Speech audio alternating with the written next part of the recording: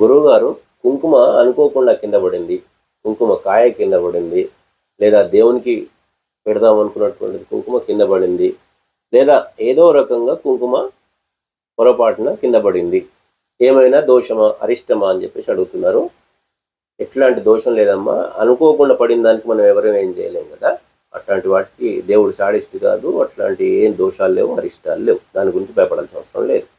అయితే జాగ్రత్త పడాల్సిన అవసరం ఉంది. ఒకటి, కింద పడ్డ కుంకుమని చీపురుతోటి మాత్రం ఊడవద్దు. ఒక మంచి క్లాత్ తోటి దగ్గరకని ఎత్తాలి. ఆ తర్వాత కూడా నీళ్లు చల్లి శుభ్రంగా తుడవాలి.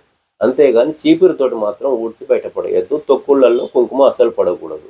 ఈ విషయం మాత్రం గుర్తుపెట్టుకునేది. పసుపు అయినా సరే, కుంకుమ అయినా సరే, పూజా ద్రవ్యాలు ఏవైనా సరే కింద పడితే ఒక క్లాత్ తోటి, మంచి క్లాత్ తోటి, మళ్ళీ ఇల్లు తుడిచేటి లేదా మసిగుడ్డలతోటి తీయొద్దు.